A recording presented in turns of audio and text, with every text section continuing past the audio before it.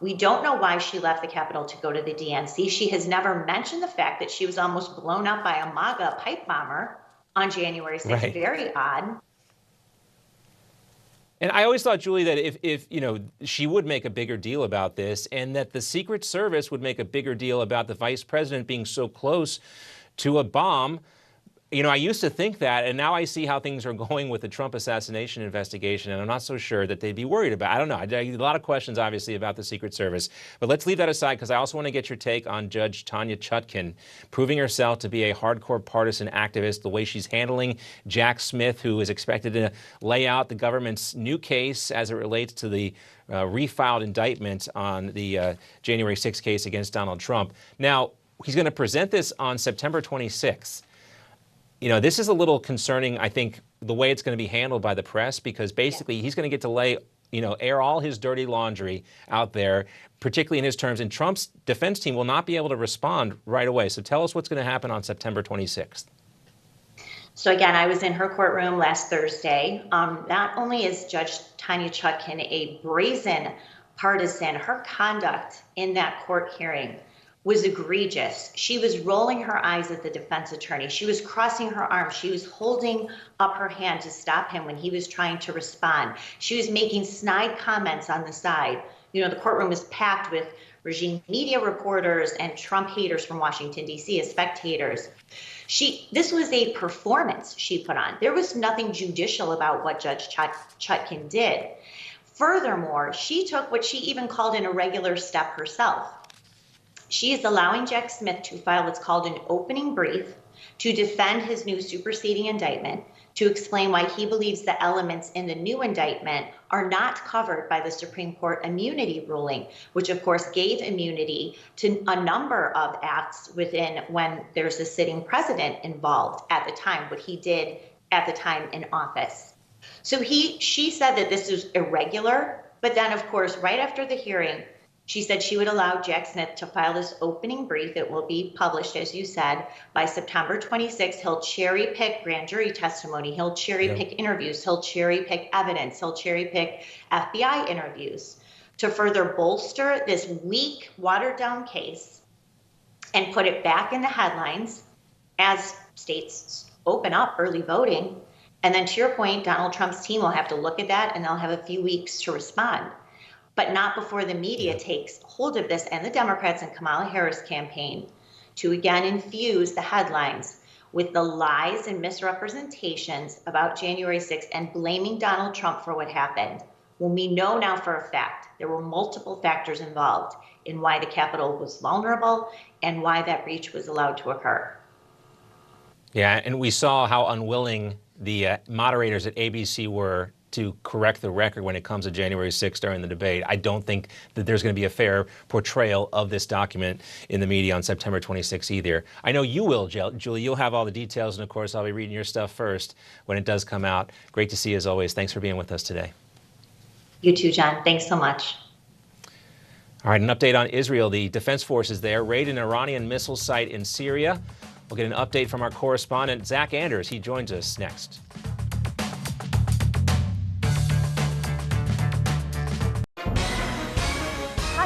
We're back.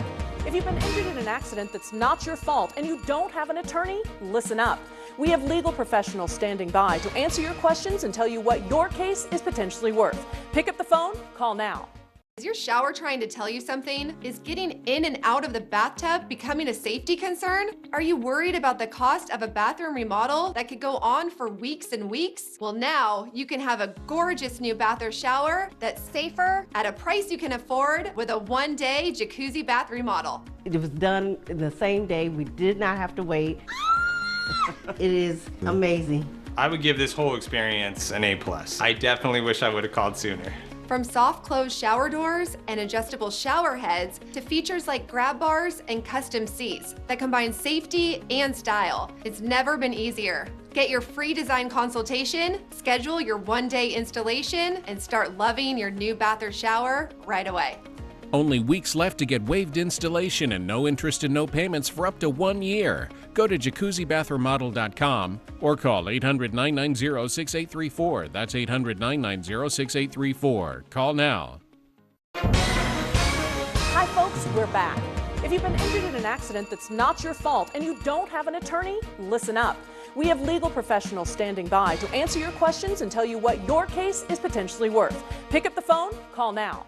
Power outages can be unpredictable, inconvenient, and disruptive to your life, posing a real threat to your family's comfort and safety. When the power goes out, you have no lights, no refrigeration, no heating or air conditioning. The winds are not letting up at all here. We're going to see some power outages. The number one thing to prepare for is extended power outages. Are you prepared?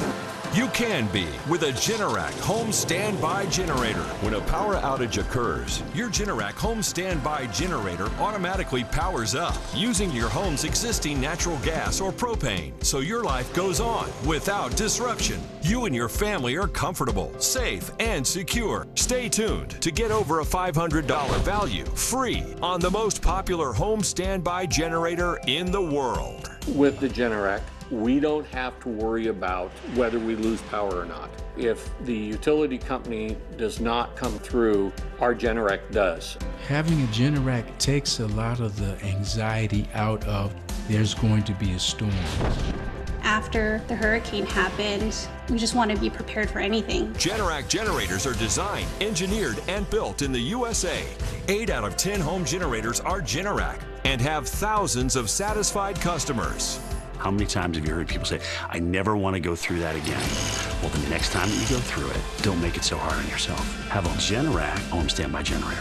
Call or go online now to request your free quote with one of Generac's nationwide dealers. Special financing and low monthly payment options are available. And if you call now, you will also receive a free 5-year warranty valued at over $500. The call is free, the quote is free, and there's no obligation to buy. Call or go online now so the next time there's a power outage, your home powers up. Power your life with Generac. Call or go online to request your free quote today.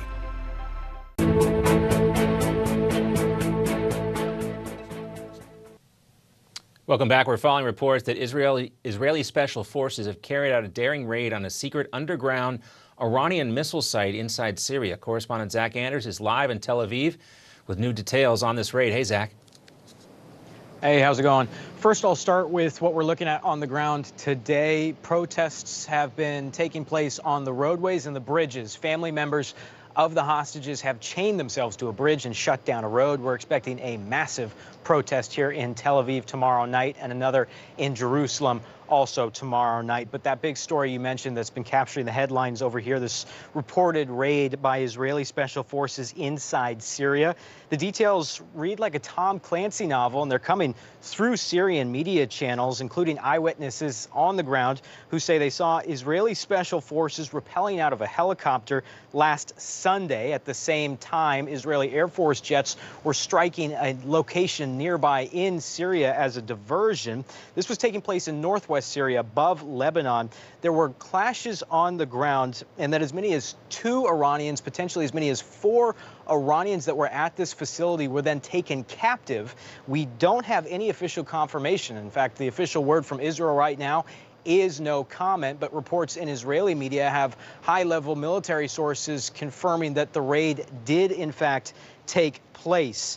Now, this site in particular was linked to chemical weapons facilities during the early days of the Syrian civil war. It has since and most recently been linked to missile production for the IRGC, Iran. And what we see here in particular is a pointed attack on Iranian-affiliated facilities inside Syria. So that's something to look out for. Now, switching gears, after more than 100 days of the campaign inside the southern Gazan city of Rafah, the IDF has announced Hamas's Rafah brigade has been defeated. The IDF claims over 2,000 Hamas terrorists were killed over the duration of this campaign, and that 13 kilometers, roughly 8 miles worth of tunnel was destroyed underneath Rafah. Brigadier General Itzhak Cohen announced yesterday, quote, the Rafah brigade has been defeated. Their 4 battalions have been destroyed, and we have complete operational control over the entire urban area.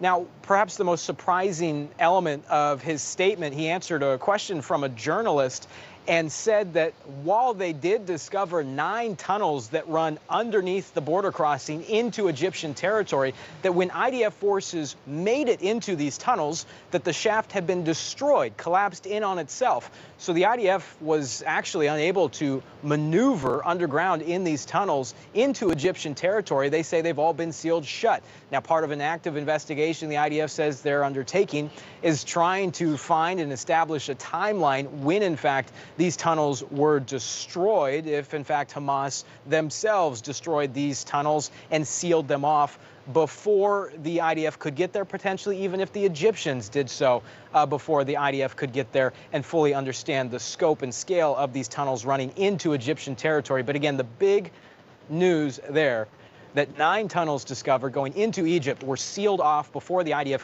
got there. A really interesting element here of what we've been following for months during this Rafah campaign. Yeah, and a reminder of how complicated and difficult this all is for the IDF. Zach, thank you. Kamala Harris cannot run away from a radical record on gun grabbing and abortion. We're going to expose her with the help of Breitbart and Alex Marlow next.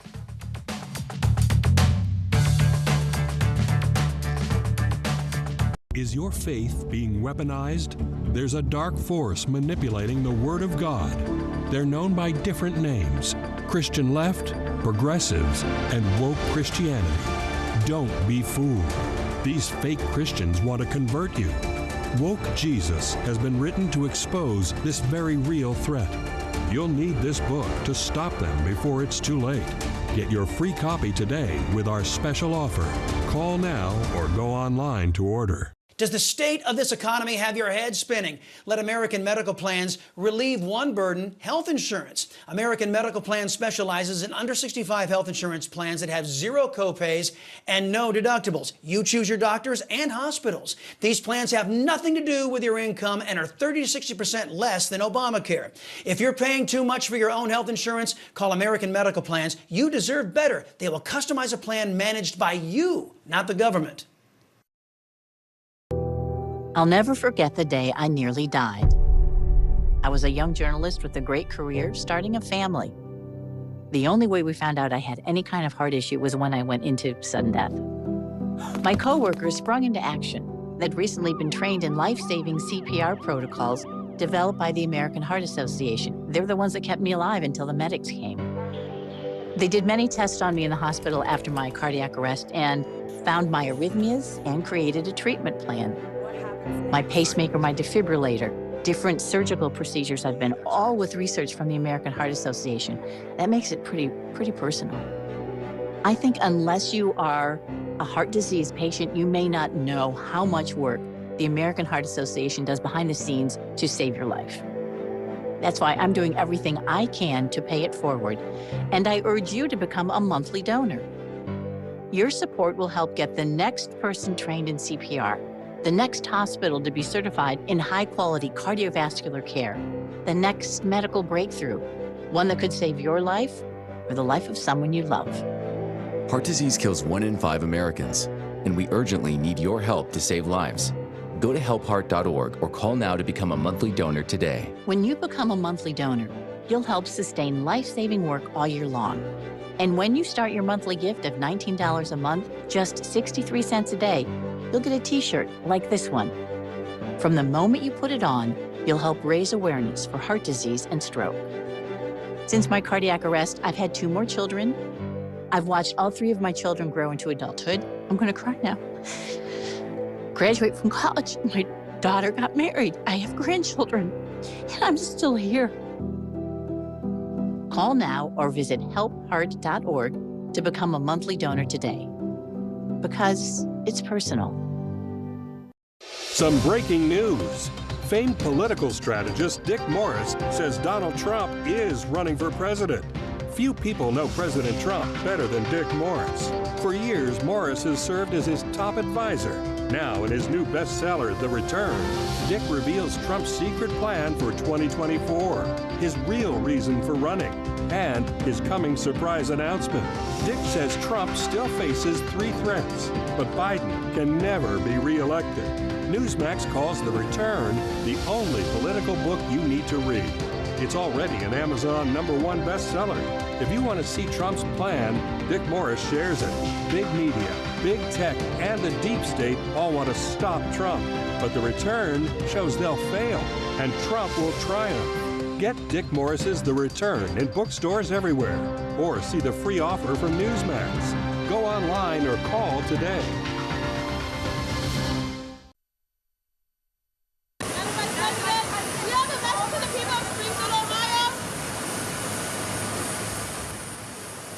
Well, we've seen this before. Vice President Kamala Harris ignoring reporters in Charlotte, North Carolina, but her campaign now saying that she plans to do more interviews with local media in battleground states, not with the networks, just with the local stations, maybe some radio stations and newspapers as well. She's going to speak more with the traveling media corps, though, in the coming days.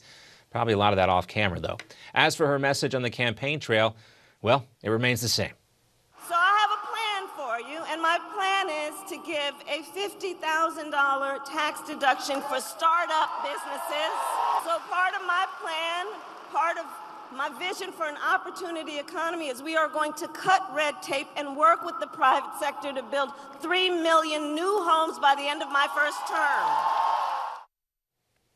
Well, she's bragging about Goldman Sachs, too, liking those plans, but the CEO, David Solomon, he threw cold water on the idea that her plan and her economic policies would strengthen the economy, while Trump's would make it worse. Take a look. What the report did is it looked at a handful of policy issues that have been put out by both sides, and it tried to model their impact on GDP growth.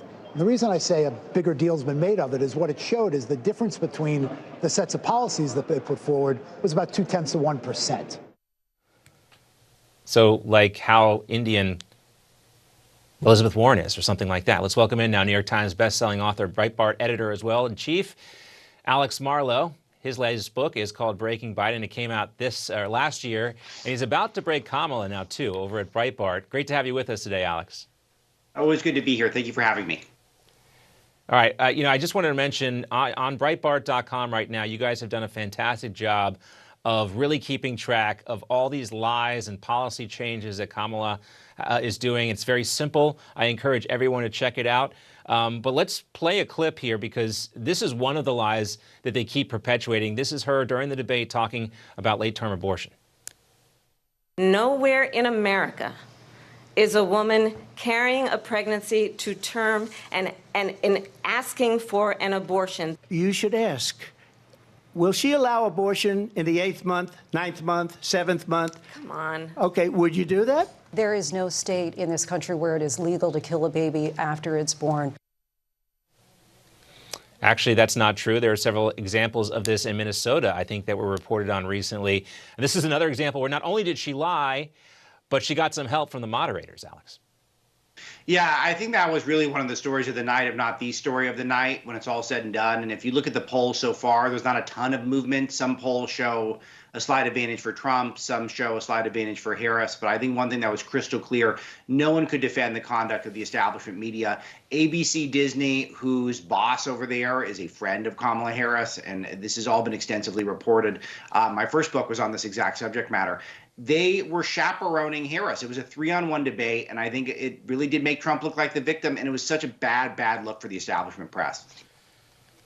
What do you think about this Wall Street Journal piece that Mark Penn put out along with the co-writer about calling for an internal investigation from ABC News? Apparently there was an agreement, according to Penn, to not fact-check Kamala Harris and fact-check Donald Trump ahead of time. I always wonder who would do the investigation, because they'll probably investigate themselves and exonerate themselves. So right. They'd have to, if they really took it seriously, they would pick someone external to look into it and to try to do a real fisking, because it was such a terrible look for them. Because when you did, I think we counted 7, some people counted 5, but I think it was 7 total fact checks for Trump and 0 for Harris. Obviously, that's putting your thumb on the scale, and that is election interference. It's interfering in an election. It's anti-democratic. It's a threat to democracy, what ABC did. Another one of her lies that is getting called out, and some of the videos that have been cut where it shows her saying over and over again that she is in favor of confiscating firearms and mandatory gun buybacks and banning assault weapons, as they call it. This is her during the debate. Take a look. Walls Walz and I are both gun owners. We're not taking anybody's guns away, so stop with the continuous lying about this stuff. When they say, I'm going to eliminate assault weapons, saying you can't do it by executive order any more than Trump can do things when he says he can do it by executive order. Does the vice president have a point there? Well, I mean, I would just say, hey, Joe, instead of saying no, we can't, let's say yes, we can. Let's be constitutional. Joe Biden, a voice of reason once upon a time. Let's be constitutional. Yeah. But, I mean, David Muir was there when she said it, and then during the debate she denied it. And I really, you know, of course, we'll never get the opportunity, but I just want to know. I'd love to ask Kamala Harris, do you have a rifle or a pistol, madam? What are you shooting? What kind of gun do you have? Because you know she'd freeze up. Like, oh, yeah, I would love to know even what type of gun. Yeah, even what type of gun. She doesn't even have to know the brand. But what is it? What does she have? I mean, it's so absurd. Yeah, what caliber? Exactly. I live out in California, and what they've done with gun control here is they make it so that it's nearly impossible. I apologize for that. It's nearly impossible to own a gun in this state because it's so onerous. They make it so difficult for you to have it. And this is why we're trying to fisk her and do the vetting that the establishment media won't at Breitbart. We have this piece up, everything you need to know about Kamala Harris in her own words in one place. It's got 100 clips. So you learn where she truly stands on these issues because she's not going to give it to you in these interviews she's doing. They're all going to be patty cake softballs. This is the clearinghouse for your liberal friends. When they try to defend a record, you just send them these clips, the links from the page there on Breitbart.com. Check it out. Alex, always great to have you with us. Thanks. My pleasure. Thank you. All right, we're going seamless right into hour 2 of John Bachman Now. It starts right now.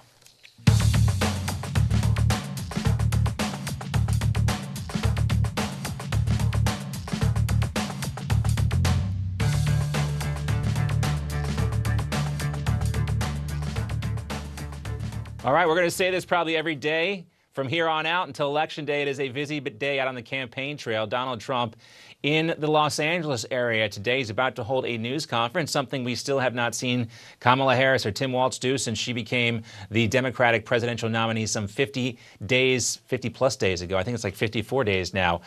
This is California. His press conference is supposed to start here momentarily. He also has a private fundraising event in Woodside hosted by billionaire software developer Tom Seibel and his wife, Stacy, before heading to Las Vegas. Apparently, they're relatives with Gavin Newsom's wife or something like that. It's kind of strange. Meanwhile, Vice President Kamala Harris is in Pennsylvania again, making a stop in Johnstown this afternoon before headed to Wilkes-Barre for a rally there at Wilkes-Barre University tonight. Harris is clearly making Pennsylvania a priority, and things are not looking good there for the Harris-Walz teams right now. She's spending 8 out of the next 12 days in that state. Let's get an update from correspondent Leonardo Feldman. He joins us live at Wilkes-Barre, Pennsylvania, sometimes referred to as the Wilkesboro-Scranton era hyphenated. Great to see you, Leo. Good to see you, John. That's right. Vice President Kamala Harris will be holding 2 campaign events here in the key state of Pennsylvania. The first event is happening in Johnstown at 1:50 p.m. and the second one is happening at the venue that you see behind me here in Wilkes-Barre at around 6:35 p.m. Eastern Time. What I can tell you is that Harris has been under fire lately for her answers on a 2019 ACLU questionnaire where she explicitly endorsed taxpayer-funded transition surgeries for illegal immigrants. Meanwhile, her running mate, Minnesota Governor Tim Walz, has received praise from his fellow Democrats for making his state, quote, a trans refuge. This after he signed a law in 2023 that protected people from being punished by other states for receiving, quote, gender-affirming care, including for minors. We asked Pennsylvanians about this. Let's watch.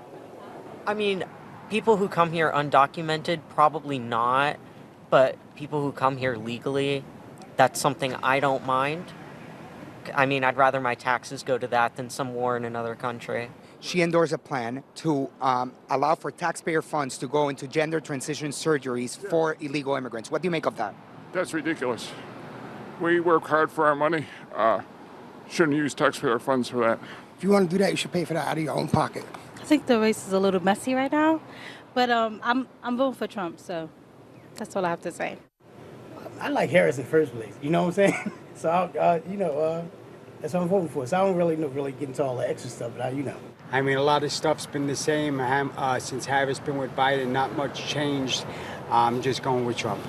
And, you know, in 2019, Harris endorsed a plan that would allow for taxpayer funds to go into gender transition surgeries for illegal immigrants. What do you think of that? I think it's terrible. I don't agree with abortion, and I don't agree with transgenders, you know, competing in girls' sports or having insurance money from the government to transgender. Who do you think is the extremist and who do you think is a moderate in this race, Trump or Harris? That's very vague to give an answer one way or another. And the race in Pennsylvania is so close, and this state will likely determine who wins in November. John? All right, thanks, Leo. And that's, Leo, behind you, that's where people are lining up, or supposed to be lining up to get in? Yeah, that's right. You can see a few people lining up. This is definitely a smaller venue compared to the other arenas that we've covered Harris's events. All right, thanks, Leonardo Feldman, for us live in Scranton, Wilkesboro, Pennsylvania. Thanks, Leo.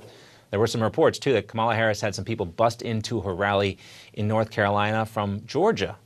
So we'll see how these rallies go. Now, members on that bipartisan task force investigating the assassination attempt on the former president emerged from a briefing with the U.S. Secret Service Acting Director Ronald Rowe, describing what they call an unacceptable breakdown in communication between Secret Service and law enforcement as shooter Thomas Crooks was seen by everyday Americans before that assassination attempt. Republican Congressman Mike Waltz saying there was no communication on the common radio network, either by text or by phone call, to the president's detail that is charged with whether he should go on stage or not, adding that there was no meeting between local law enforcement and the Secret Service in the lead up to the rally. Committee Ducart asked Mike Waltz if there had been any more agents placed on leave, and here's what he said. That was certainly a topic of intense discussion with Acting Director Rowe. He wants to complete his internal, what they call mission assurance, but he has assured the committee that there will be accountability for those responsible. We did not get into details exactly what that would be. I will tell you from my perspective, that's not retiring with full benefits. That's actual punitive measures. Well, the committee's GOP chairman, Mike Kelly, whose district includes Butler, Pennsylvania, has forecasted a hearing in the next couple of weeks. We're also told that the acting Secret Service director, Ronald Rowe, has committed to publicly testifying, which he has done before. Senate Republicans also received a briefing from Rowe. Democratic Senator Richard Blumenthal told reporters that he believes the American people will be, quote, shocked and astonished and appalled by the security failures when they release their interim report. Now, our reporter, Committee Ducart, reported this earlier that lawmakers seem satisfied with the level of cooperation by the Secret Service, but they have also criticized both the FBI and the Department of Homeland Security for not being more forthcoming. Well, tens of thousands of Boeing employees walked off the job today after the company's biggest union group rejected a new labor contract. Production of most of Boeing's aircraft, including the 737 MAX jets, was halted as a result. The strike is the first at the plane manufacturer in 16 years. Yesterday, the chair of the National Transportation Safety Board told Boeing's new CEO, Kelly Ortberg, that the company, quote, has a safety culture problem that must be addressed. The White House says that it is in touch with both sides and it is pushing them to reach some sort of deal. All right, let's get over to Alex Kramer now. She's tracking some other stories on our radar today. Hey, John, thanks so much. Well, the House voting to pass legislation giving the Senate the power to approve World Health Organization agreements. Now, Representative Tom Tiffany introducing the legislation to limit the WHO's influence. This after the body received strong criticism for its handling of the COVID-19 pandemic. Tiffany saying, quote, this legislation is essential to protecting our nation's sovereignty and ensuring that the safety of American citizens remains in the hands of the U.S., not a corrupt international organization. Now, the bill heads to the Democratic-controlled Senate, where it is unlikely to pass. And New York City lawmakers passing a controversial bill Thursday to create a reparations task force, which could lead to proposals to spend billions in taxpayer money as compensation for slavery and alleged racial injustice. One lawmaker who voted against the bill, saying taxpayers having to pay reparations is, quote, insulting, and no one currently living in our city had anything to do with the evils of slavery, and the vast majority of New Yorkers are descendants of immigrants who came after it was abolished. Now, the bill still needs to be signed by Mayor Eric Adams. Finally, the McDonald's $5 meal deal extended until the end of the year. The meal features either a McChicken or a McDouble cheeseburger, small fries, 4-piece McNuggets, and a small drink. Now, reportedly, people are just not going out to eat as often and spending much less when they do, with McDonald's reporting weaker than expected sales earlier this year. Starbucks, Burger King, and Wendy's all have reported declining sales, enacting similar lower-cost meal deals. That's your NEWSMAX News Minute. John, back to you. All right, Alex, thank you. Well, we have an update on Smartmatic's defamation suit against NEWSMAX. The case is headed to trial now on September 30th. Yesterday, a Superior Court judge named Eric Davis ruled that not every statement by NEWSMAX against the voting machine company was materially false. That means the judge will allow NEWSMAX to contest the falsity statements leveled by Smartmatic, which means we can bring up things like their connection to Venezuela and its checkered history. A federal grand jury in Florida indicted 3 current and former Smartmatic employees over a $1 million scheme to put voting machines in the Philippines. Davis also ruled that Smartmatic is a limited public figure, meaning the defamation aspect of it, that they must show that NEWSMAX acted with what's called actual malice, meaning they purposefully disregarded the truth and aimed to hurt Smartmatic. The judge also determined that NEWSMAX could assert neutral reporting privilege, which means the company says it did since the statements of election fraud were made by third parties on non-NEWSMAX platforms. Still, the judge determined that there was no evidence that NEWSMAX acted with any evil intent. We'll keep you updated on that. Former President Trump is in California right now. We are still waiting for that news conference to begin. It looks like it's been pressed back to 1:30. We'll take you there live once it starts. And if you were hoping for a rematch between former President Trump and Vice President Harris on the debate stage, well, it doesn't look like that's going to happen. Trump says he will not participate in any more debates. We'll talk about why that's. Hi, folks, we're back. If you've been interested.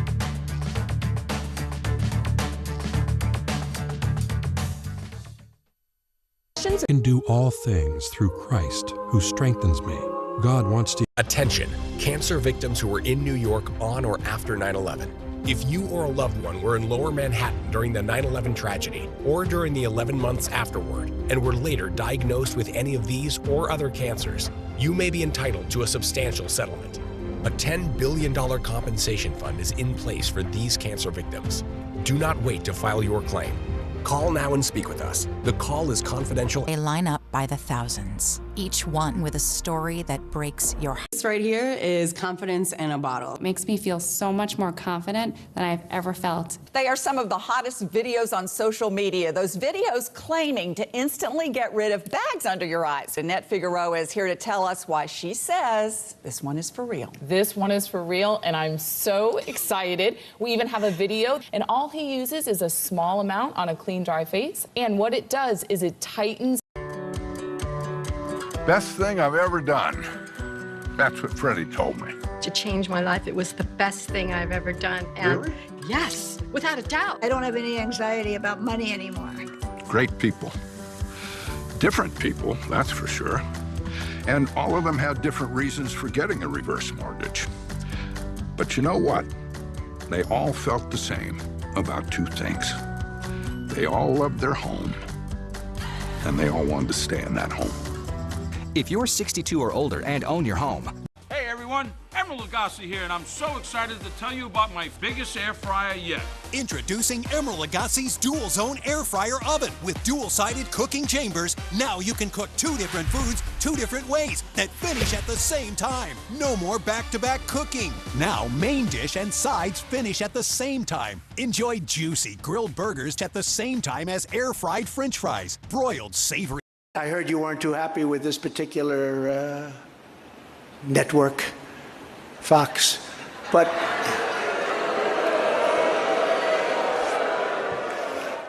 I was watching. Yeah, I understand you exactly, but not exactly friendly. Greg Kelly over at NEWSMAX. The NEWSMAX people have been really, really terrific.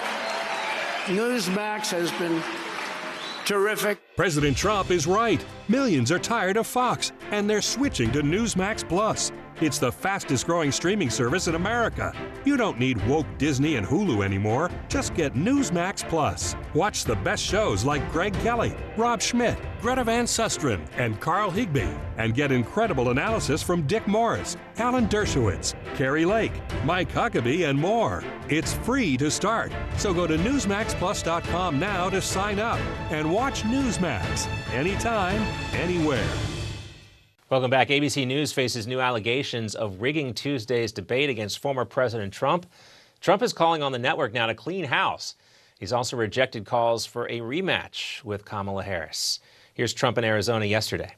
Kamala Harris showed up spewing empty rhetoric, the same old lies, meaningless platitudes, offering no plans, no policies, and no details whatsoever, nothing. But when a prize fighter loses a fight, you've seen a lot of fights, right? The first words out of that fighter's mouth is, I want a rematch, I want a rematch. Now, before the rally in Tucson, Trump wrote on Truth Social that there will be no third debate and said Harris should instead focus on what she should have done over the last 4 years. Meanwhile, a former advisor to both Bill and Hillary Clinton is calling on ABC to launch an internal investigation over its debate coverage. Mark Penn says suspicion is really quite high about the network's efforts to rig the debate in favor of Harris. He also claims to have information from a whistleblower, which alleges ABC News decided in advance to fact-check Donald Trump but not fact-check the vice president.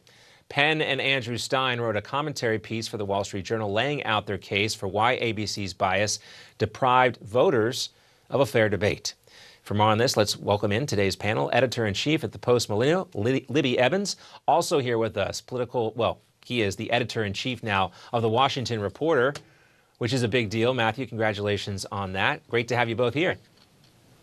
Thanks.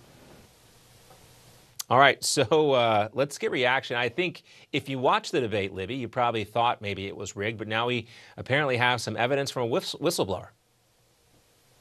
Yeah, I mean, watching the debate was pretty fascinating, wasn't it? There was so much going on in terms of the moderators appearing to really help Kamala Harris and really attempting, it seemed, to handicap Donald Trump. They only fact-checked him, they only fact-checked her rather not at all. And they fact-checked him they fact-checked him repeatedly about the abortion and a whole bunch of other things. And so, yeah, I mean, that was pretty insane to watch. You also had that the head of ABC is Kamala Harris's best friend. So that's pretty wild. I think it's interesting that there's been calls, too, for investigating this, not just from Mark Penn, but there's been others as well. Yeah. Matt, when you look at the way things stand in the race right now, it does make sense that Donald Trump would shrug off the opportunity to debate Kamala Harris again. First of all, we could talk about what we saw in the first debate. Secondly, he's winning. He's beating her, and she didn't really pick up any traction after the first debate. Well, this is what I think is problematic in focusing on the bias of just ABC News. And it's great being here with Libby because her outlet, Post Millennial, just ran an incredible story about the Washington Post planning a hit piece on Gold Star families and their visit to Arlington that I definitely implore everyone to read. And it's a reminder of this is the media landscape in general. And I think if anyone is surprised that ABC News, which of course employs literal alums of the Clinton White House like George Stephanopoulos, I would say look at the record here. What we saw, honestly, this week was worse in terms of fairness than if NEWSMAX hosted a debate moderated by you, John, and Chris Plant, which I think they should. I think that would be great. But we know, unfortunately, Kamala Harris, Joe Biden, any Democrat running for president would never accept such terms because they're simply, afraid. And I watched this debate with several of the Gold Star families who are in town receiving the Congressional Gold Medal. And you look at Kamala Harris's answer on Afghanistan, for example, for which she infamously said she was the last person in the room. And almost every single word that she said was false. And what an amazing opportunity. If you're going to decide to do live fact-checking, do live fact-checking. And it showed that ABC News either was uninformed about this or uninterested in pressing her. I think maybe a little bit of both. All right, let's talk about something else that is getting a lot of attention today. That's former President Trump's latest tax-cutting proposal. Here he is. The people who work overtime are among the hardest working citizens in our country. And for too long, no one in Washington has been looking out for them. Those are the people. They really work. They're police officers, nurses, factory workers, construction workers, truck drivers, and machine operators. It's time for the working man and woman to finally catch a break, and that's what we're doing because this is a good one. Okay, so the question I have for both of you, Libby, how long before Kamala Harris copies this plan? She's taxed the no tax on tips and some other policies of Donald Trump's. Yeah, I think it's certainly likely that she would snatch this one as well. She keeps coming up with brand new policies that are actually Donald Trump. And it's because she has no policies of her own. She keeps backtracking on the things that she did have as her policy plans when she was running for president in the first place back in 2019, 2020. And so now she's fresh out of ideas because she knows that nobody liked those. And we know nobody liked those because she couldn't even get into the, she couldn't even get really onto the primary stage back in 2020. So, yeah, I think that it's an interesting proposal to, say no overtime taxes. I know certainly when I was working jobs where overtime was required, I would have been incredibly grateful for that because typically if you're working a job where you have overtime, when you put in the overtime, when you say, okay, I will pull a bunch of overtime this weekend, it's because you really need the money, So. Yes. My first job in journalism, I got paid by the hour, and I love that overtime.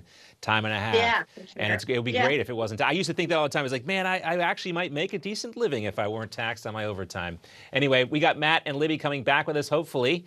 We are waiting for Donald Trump. If we don't see him, we will have worst takes of the week and memes coming up. But also, we're going to give you an update on a judge dismissing 2 more criminal counts against former President Trump in the Georgia 2020 election case. That's right. That one's falling apart, too. We'll get an update from correspondent Carolyn Ryan.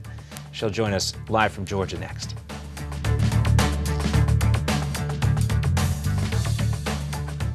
Hi, folks, we're back. If you've been injured in an accident that's not your fault and you don't have an attorney, listen up. We have legal professionals standing by to answer your questions and tell you what your case is potentially worth. Pick up the phone, call now. Whether because of discomfort, lack of mobility, your lifestyle, or occupation, you sit inactively way too many hours a day. Introducing Ellipse, the premium quality automatic seated exerciser that strengthens legs, increases mobility, and boosts circulation without physical strain or impact. It is so quiet that none of my coworkers even know I'm using it. Strengthen and tone your legs, increase your mobility, flexibility, and balance. Plus, stimulate healthy circulation. My joints feel better, my knees feel better, my back feels better. It makes me feel stronger too. Perfect for home therapy. Whisper quiet to use while you work. My circulation is moving, I'm burning calories, and it makes me feel energetic. Call now and order Ellipse, the seated exerciser that strengthens legs, increases mobility, and boosts circulation. Call and get upgraded to the Deluxe Bundle. Get the faster motor for 5 miles of steps per hour, the step counter, the sport mat, and wireless remote. Call now. Hi, folks, we're back. If you've been injured in an accident that's not your fault and you don't have an attorney, listen up. We have legal professionals standing by to answer your questions and tell you what your case is potentially worth. Pick up the phone, call now.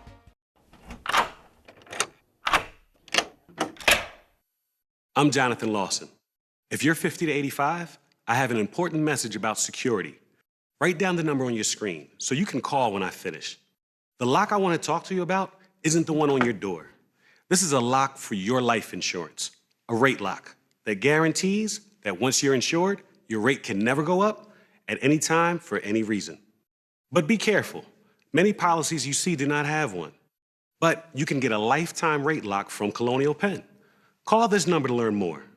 This plan was designed with a rate lock for people on a fixed income who want life insurance that fits their budget and is simple to get. Coverage options start at $9.95 a month, less than 35 cents a day. Act now, and your rate will be locked in for life. It will never increase, guaranteed. This is lifelong coverage that can never be canceled as long as you pay your premiums, guaranteed. And your acceptance is guaranteed, with no health questions. You cannot be turned down because of your health. Call for your information kit and read about this rate lock for yourself. You'll also get a free beneficiary planner. Both are free with no obligation. Don't miss out. Call for information, then decide. Read about the 30-day 100% money-back guarantee. Don't wait. Call this number now. Call now and you'll also get this free beneficiary planner. Use this valuable guide to record important information and your final wishes. And it's yours free just for calling. So don't wait. Call 1-800-355-9660. That's 1-800-355-9660. There's no risk or obligation. That number again is 1-800-355-9660. That's 1-800-355-9660. Call now.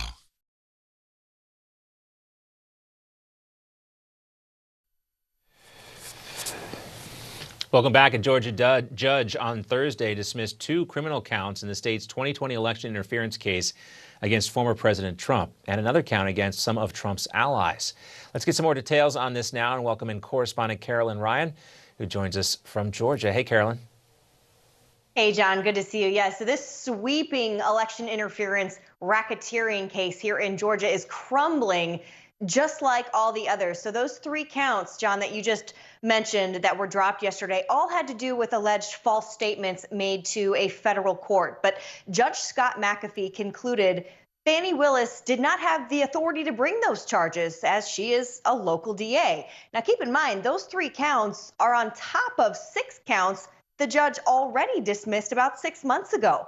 Now, the case as a whole currently remains on hold as the Georgia Court of Appeals considers a request to remove Fani Willis altogether for a conflict of interest stemming from her relationship with her former top prosecutor, Nathan Wade, meaning this case is not going to move forward until well after the election.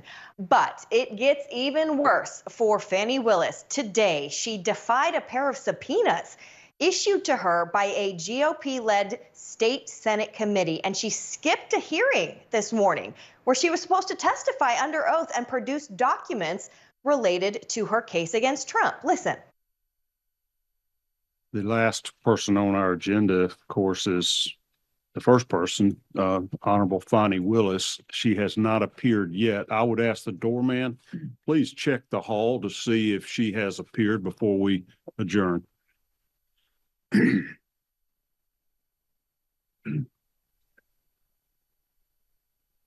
Mr. Chairman. Yeah. All right, thank you. Then let's please note for the record that Ms. Willis has failed to appear in compliance with the subpoena and has failed to produce documents requested. Yeah, Fani Willis has just not been cooperative with this special committee, and really she's been publicly defiant. It is investigating her alleged misconduct in the criminal case she has brought against Trump, including alleged misuse of taxpayer funds. And Willis is arguing that this committee doesn't have the authority to subpoena her. So this feud between Fani Willis and this Senate investigative committee is now most certainly going to end up in another courtroom showdown. So could Fani Willis now be held in contempt? I don't know. We will certainly be keeping our eyes on that. Either way, John, the optics are not good here for Fani Willis or for Fulton County either. Yeah, another bad optics, just like showing up at her daughter's arrest last week. We talked about that one. Carolyn, great to see you. Thanks so much. Thank you. All right, here we see Donald Trump. He is in Los Angeles. He's about to do this news conference. Let's take a listen in here and see if we can hear what he's saying. A lot of people living over there, and I think John would like to see the help of the state government and the federal government, and so far they're missing in action. Okay? Thank you. Thank you very much, Chief. Appreciate it. This is Trump National Los Angeles, and it's been a tremendous success for a long time. I guess Lily would be 18 or 19 years, I think, right? And I built it, and I have a little bit of a motto, but we never have to advertise because it's always loaded up with golfers, very good golfers. It's a world championship course. It fronts on the Pacific Ocean, as you can see. It actually fronts, very few courses front on the Pacific Ocean. It's Pebble Beach, and there's some others, but I always say, I have the ocean, Pebble Beach has the bay. The ocean's better than the bay. And this course is one of the best courses anywhere in the world, and it's done really well, and we've had a lot of fun with it, so it's been great. It's a major property, as you can imagine. We do also lots of weddings and lots of events, and in the ballroom right behind you. And people get married literally on a nightly basis looking over the Pacific Ocean. So we have something that's very special. We're proud of it. Well, thank you all for being here. Before we begin, I want to express my support for all of the families affected by the landslides in Rancho Palos Verdes. The slides are something can be taken care of. This area is very solid. But you go down a couple of miles down, you'll see something that's pretty amazing. The mountain is moving, and it can be stopped, but they need some help from the government, so I hope they get the help, and I'm sure John will have the help. And I want to thank the mayor for the great job he's doing. I tell that to the people, what a great job he's doing. I just met with the mayor and especially want to salute all of the public safety and emergency personnel who are working down the road, as well as the utility workers who are fighting to restore service to local residents. It's another thing when you live along the coast. Sometimes that happens. It's a little bit more difficult, but when they fix it, there's nothing like it. There really is nothing like it. I'm here today in California with a very simple message for the American people. We cannot allow Comrade Kamala Harris and the communist left to do to America what they did to California. The state of California is a mess with people leaving, and nothing's going to stop them. They're going to other states. Some are going to other countries. But what they've done, Gavin Newsom and Kamala, I'd almost say Kamala more so, she destroyed San Francisco and she destroyed the state. When you look at the kind of destruction that's taken place, it's all man-made or woman-made destruction too. It's things that should have never happened, but we're not going to let that happen with 4 more years of her in the White House, because if you have what happened to this country as what they allowed to happen in California and San Francisco, one of the great cities of the world 15 years ago, and today it's not in a very good position, to put it mildly, in this state, which is probably the best piece of real estate in the world. This state, you have the sunshine, you have the ocean, you have everything. You have the perfect weather, the best weather, and they've hurt it so badly, so badly. Decades ago, San Francisco was known as one of the most beautiful cities anywhere in the world. A friend of mine, a friend of a lot of the people here, Bob Tisch, used to say San Francisco is the best city in the United States, the best city there is. And he passed away a number of years ago, but he wouldn't believe it. He used to always talk about San Francisco as our greatest city. He owned Lowe's, good company, great company. And he would say it constantly, and now you see what's happened. And it can be brought back, just like our country can be brought back, because we're a nation in decline. The decline of this whole state is one of the sad chapters in what's gone on with the radical left lunatics that we have to put up with. As the San Francisco district attorney, Kamala was the godmother of sanctuary cities. She was right out there at the forefront, and also the movement of defunding the police. She was there right at the beginning. She boasted, quote, "We are a sanctuary city and we always will be." Well, they're sanctuary cities of crime. One of the people that Kamala gave sanctuary city to and put in as DA was Edwin Ramos, an illegal alien MS-13 gang member who savagely murdered a father and his 2 sons after mistaking them for members of a rival gang. She knew this, and she came to his defense. He had previously been arrested for robbing a pregnant woman and killing many, they say. Kamala refused to get him out of our country, and he went on to do very significant damage. She also gave sanctuary to illegal alien Ronnie Aguilera, who murdered a 14-year-old boy, nearly decapitating him with a sword. He enjoyed watching this take place with a sword by his hand. Kamala launched her tenure as DA with a San Francisco police group described as a, quote, fire sale for plea deals. They made plea deals. The only one they don't make a plea deal with is Trump. They go after their political opponent, especially when they haven't done anything wrong. You saw more charges were dropped yesterday in Atlanta, Georgia. It's all politically inspired. It's all against their political opponent. We won the case in the big case. They said the big case, the big case. I've completely won that case. The documents case in Florida.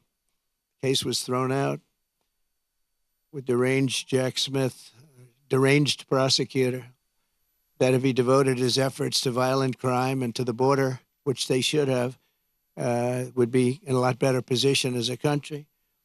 In one sweetheart deal, Kamala gave only 12 years to a monster known as David Taylor, who got high on crack and murdered a 65-year-old mother with a hammer and a pair of scissors. He wanted to come out, and she wanted to get him out as quickly as possible. In another plea deal, she gave only 6 years to a man who killed a disabled veteran with a knife and then left his body to rot in a bathtub. Kamala refused to seek the death penalty for a gang member who murdered San Francisco police officer Isaac Espinoza during a traffic stop, very innocent traffic stop.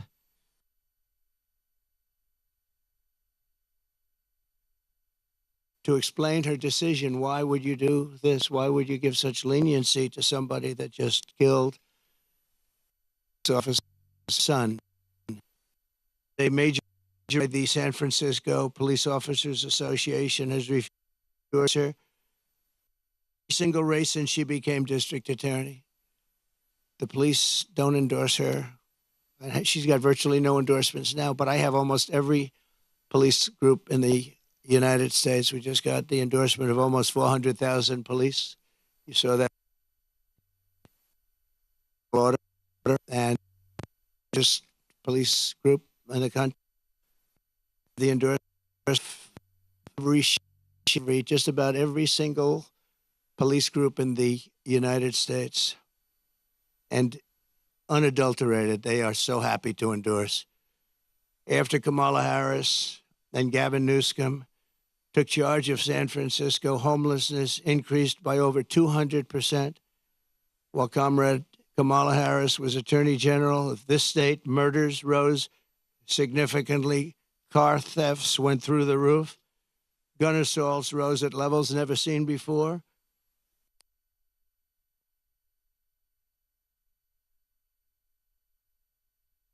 Attorney General, she defined child sex trafficking, assault with a deadly weapon, and rape of an unconscious person as nonviolent crimes. She put them in a new category as nonviolent.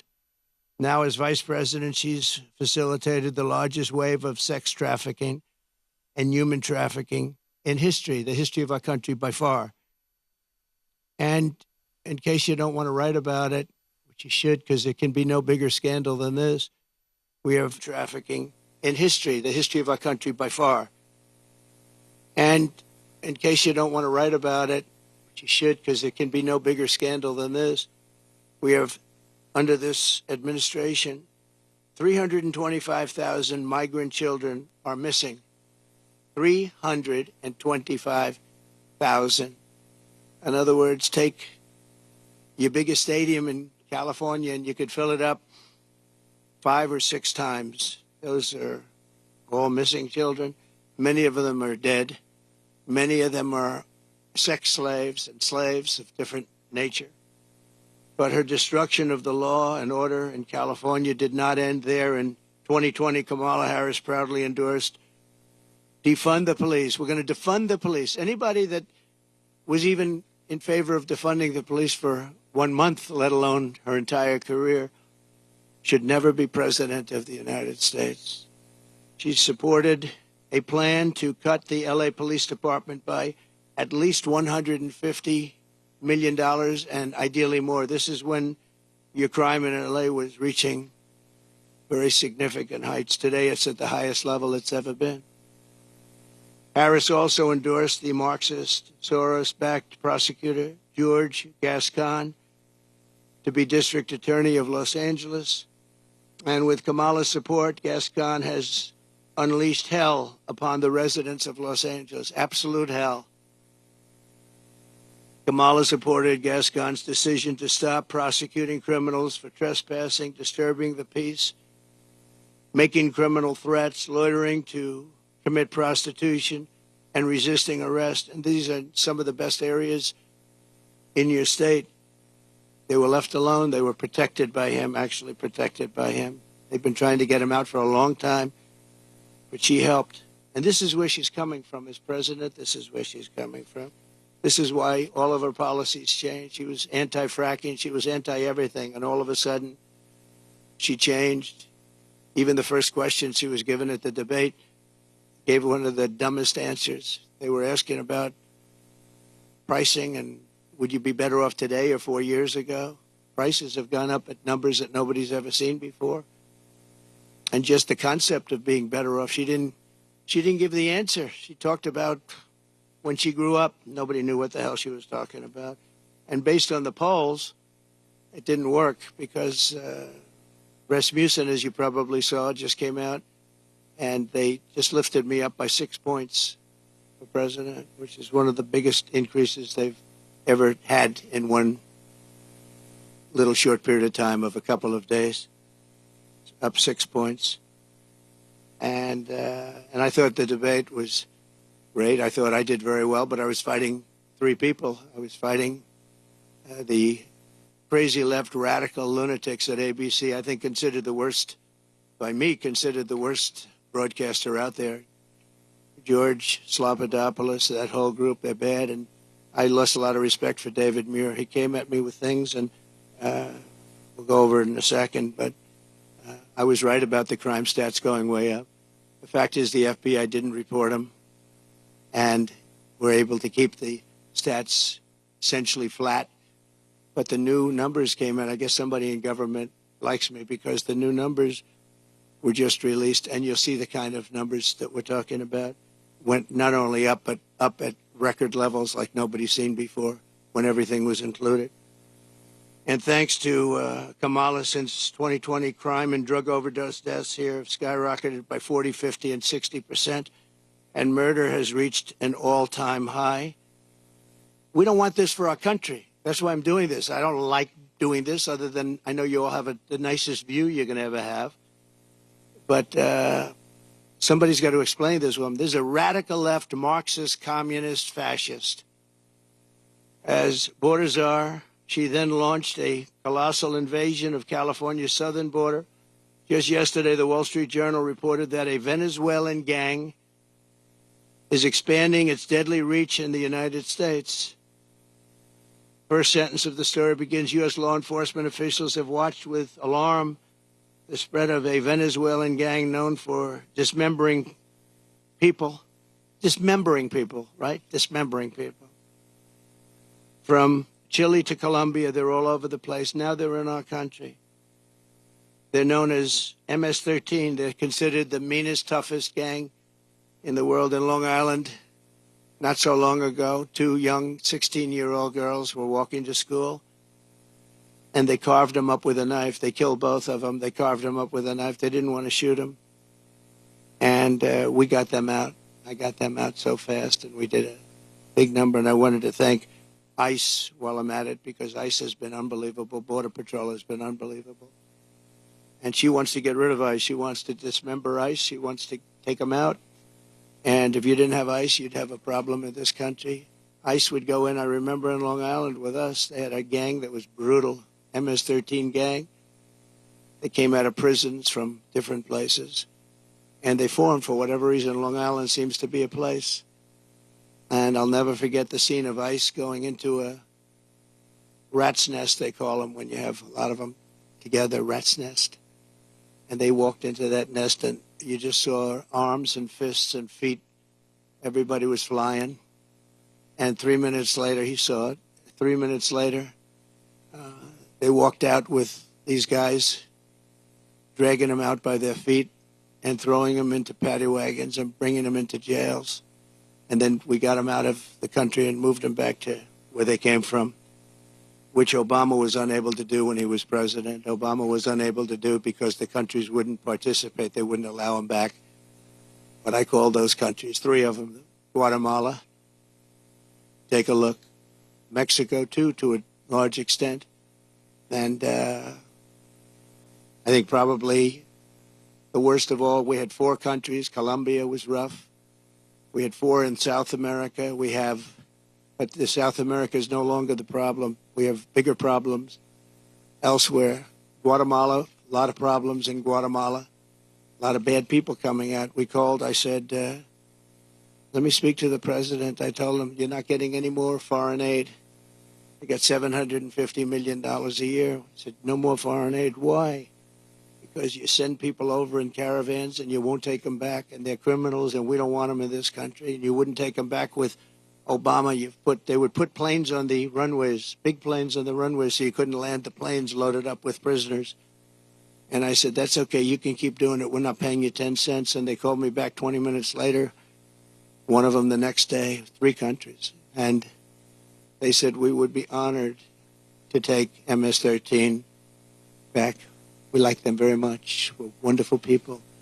And we got them out by the thousands and thousands. We got them out. And that I attribute to ICE and Border Patrol. They're incredible people. Not only is Comrade Howard, I mean, if you take a look at this, but not only is Comrade Kamala allowing illegal aliens to stampede across our border, but then it was announced about a year ago that they're actually flying them in. Nobody knew that. They were secretly flying in hundreds of thousands of people. Some of the worst murderers and terrorists you've ever seen. They were taking anybody that wanted to come in. And they're flying them in. So when they tell you about their borders a little bit better than it used to be, they only did that for election reasons. Not good, but it's a little bit better. But they don't tell you that the flights are still coming in here, bringing in thousands and thousands of illegal aliens, and they're being dropped into the midsection of our country, because all states are really border states right now. And I'm the border president. I solved it in 2016, probably got elected because of that in 2016. And really, there was nothing to do in 2020. I said to my people, I want to talk about the border, what a job I did. They said, sir, nobody cares you did it. It was good. We went from a terrible border to a great border very quickly. I did a great job. And then I come in and I look at what's happening now, and the only difference is that the border in 2016 was 1/20th what it is now. We have the worst border in the history of the world. There's never been a border like this. And I want to be the border president, and I hope you call me the border president, because I'm going to show you what a border security job we can do, and we're going to do a job like never has been done before. There's never been a border like this. I believe the real number is 21 million people are here, and many are thugs, criminals. And remember this, if you go to South America, and if you go to these countries that have taken their prisoners out of their jails to empty their jails and dumped them into the United States like we're a dumping ground, you're going to see their crime rates have gone down by 50, 60, 70, and 80%. If you look at Caracas, Venezuela, they took their criminals and drug dealers and rapists off the street and they dumped them into the United States of America. Dumping ground, they call it. We're a dumping ground for Venezuela because we have stupid people running our country. And you think Biden's bad? This one's going to be worse than Biden. Over the past 3.5 years, Kamala has resettled 500,000 illegal migrants from Haiti into American communities, including over 200,000 who Kamala has illegally flown into the United States by airplane when they couldn't get through the border because the border guards backed up. They were refusing to let them in. They don't want it. They love this country. They're saying, you can't do this to our country. They flew them in right over the top of the border guards, and they're doing it right now. They're doing it right now. In Springfield, Ohio, 20,000 illegal Haitian migrants have descended upon a town of 58,000 people, destroying their way of life. They've destroyed the place. And people don't like to talk about it because even the town doesn't like to talk about it because it sounds so bad for the town. They live there. They're proud. They love the town. For years, it was a great place, safe, nice. Now they have 20,000, and I actually heard today it's 32,000. It's the new number. Illegal aliens are now coming in from all over the world, from prisons, jails, mental institutions. They're coming in at levels that we've never seen before. We cannot let this happen to our country. And I will be your border president. And I hope you call me a border president. I never thought I'd have to say that again, because we fixed the border, and now it was 100% beautiful. And that includes fentanyl and drugs and everything else. We had it fixed, and now nobody's ever seen anything like it. And I guess they want to do it because we built hundreds of miles of wall, and we had hundreds of miles, I said, after we completed, much more than I said I was going to complete. And it had a huge impact. But after I completed it, we had all of this wall to be put up. It could have been put up in 200 miles, could have been put up in 3 weeks, would have been totally sealed, and much larger than I originally said, but it worked so well. We were doing so well. And not only didn't they put it up, they sold much of it for 5 cents on the dollar. Very expensive wall, has wires inside of it for technology. Hardened steel, hardened concrete, and rebar.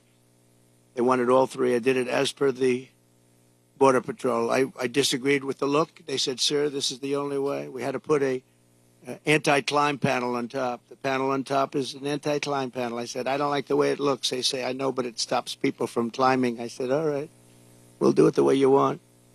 A president has a duty to keep you safe. Kamala will turn America into a poor, violent, third world refugee camp. It already sort of is.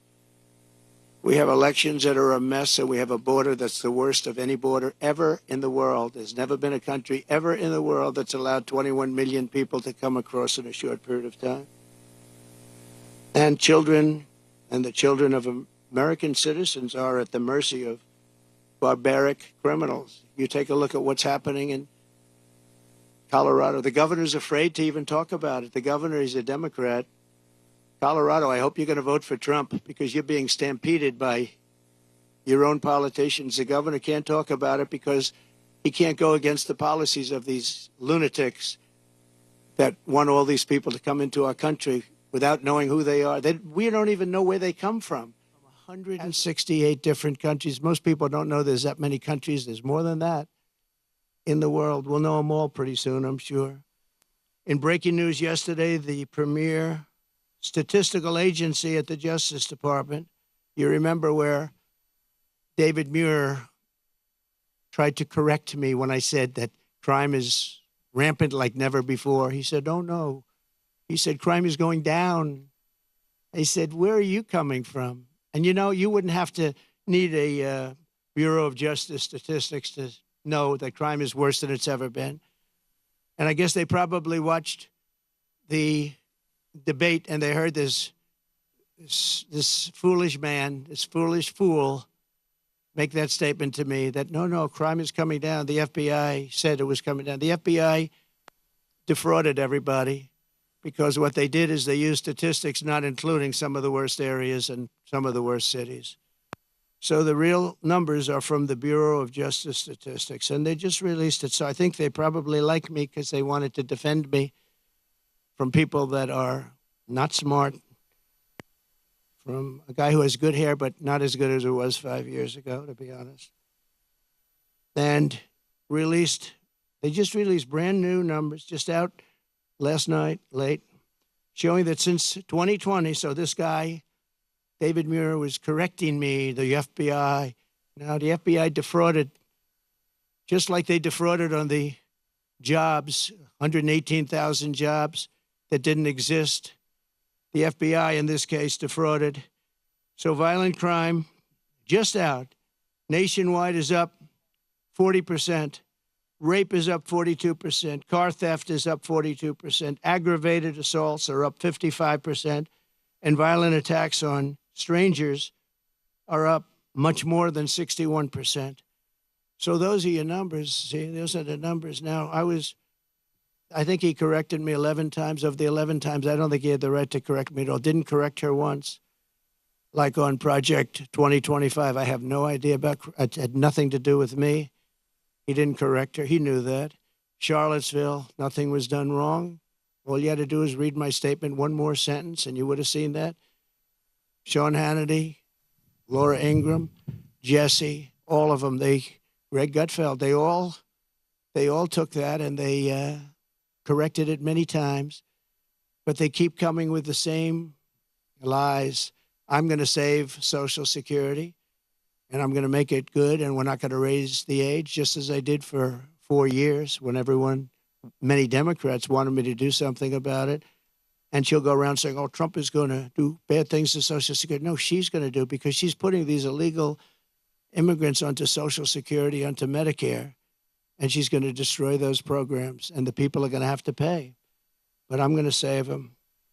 But David Muir said exactly, I quote, President Trump, as you know, this is after I made the statement that crime is at record numbers. President Trump, as you know, the FBI says overall violent crime is coming down in this country. Now, anybody that says it's coming down, when you look at all of the migrant crime and all of the other crime, and this doesn't even include most of the migrant crime. So it's up 55, 65, 75, and 85. In one category is up 89%. And these numbers have just been released by the government. I appreciate the person that released them. I think he came to my defense, actually. But the people understand it. In fact, he was wrong. The FBI totally fudged the numbers. And I really believe it's actually a fraud what the FBI did. It's a fraud. And it was a fraud when the administration, I call it the Kamala, because I don't even know who our president is anymore. Where is this guy? They took it away. This was an overthrow of the president of the United States. This was a coup. You got 14, think of it. You got 14 million votes. You got no votes. She was the first one that lost, and now I'm running against her. They went in. I was 19 points up in the poll. I saw their poll. They went up after the debate with Biden. I have debates with everybody. But the first debate, we had 2 debates. We didn't have one. First, I had Biden, and he was 19 to 21 down. And that's when they went, and they said, you can't win. You're going to get out. And he said, no, I'm not. I'm not going to get out, which was his right to say. They said, well, if you don't get out, we're going to execute the 25th Amendment. And he said, like I said, I'm going to get out. And he hates her beyond I think he hates her probably almost as much as he hates me. I think he still hates me a little bit more. But he hates her. He hates her. He hates what she did.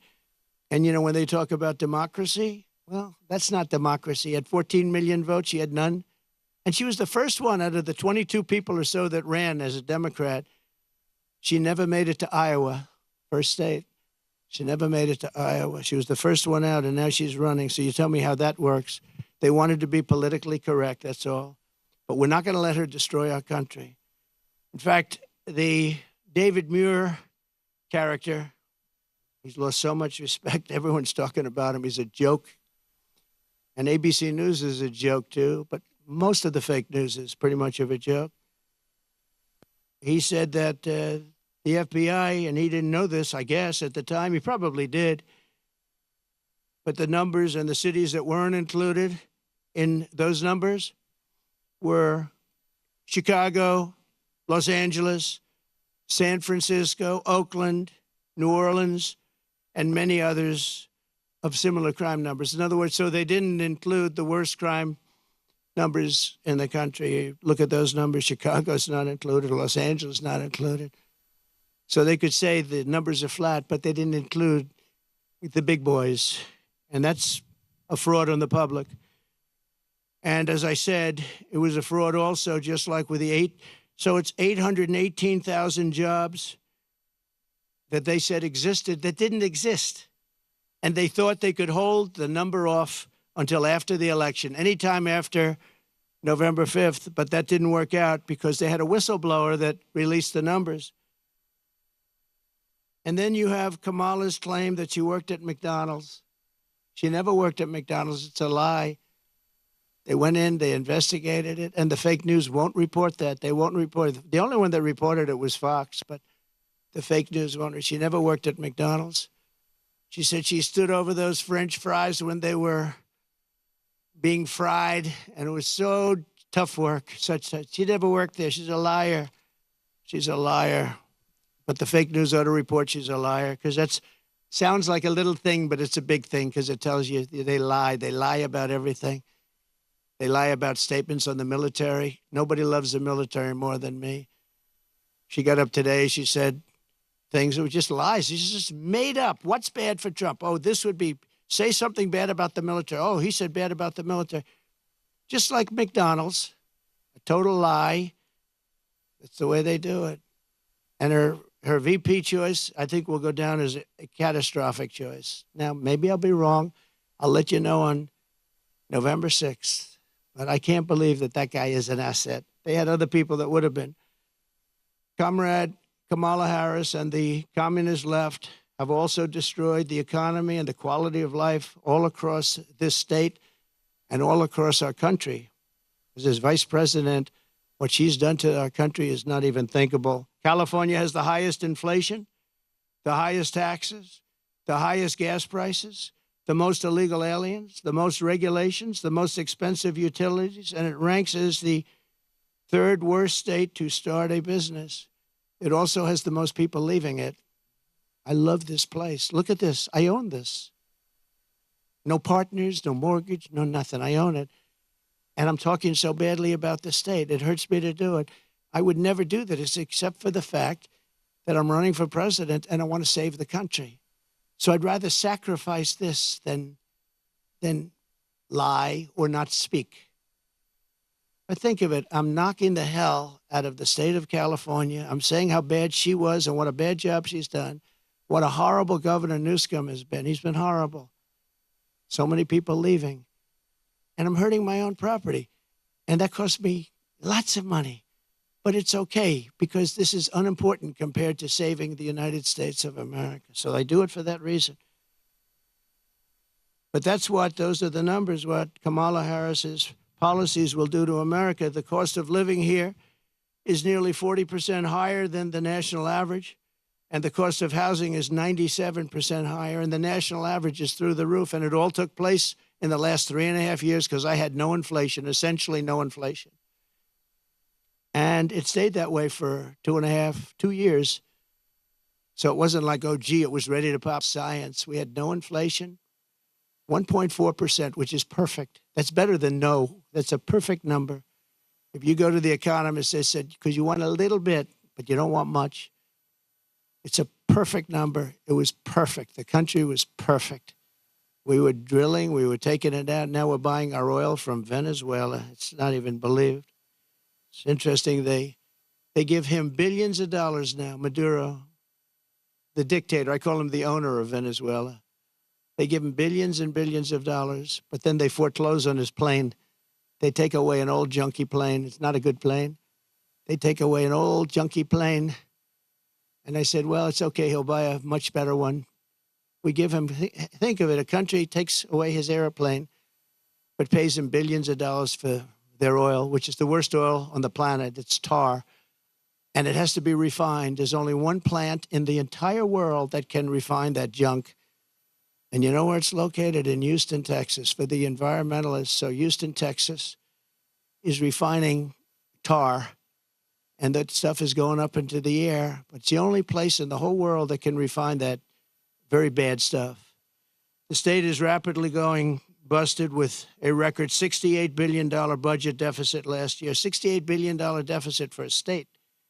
And the government is so incompetent that it costs $1.7 million to install a single public toilet in San Francisco. They built a toilet for $1.7 million. And it's not even nice. I saw pictures of it. I built this whole thing for less than that.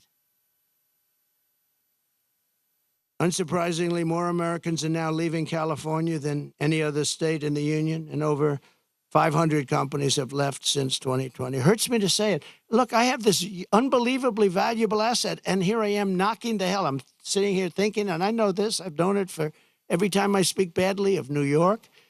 We have a very bad attorney general there. She's a political hack who got elected saying, I will get Trump, I will get Trump, I will get him, Letitia James. And they had a phony case where they value a house that's worth $1 billion to $1.5 billion at $18 million. The judge was corrupt.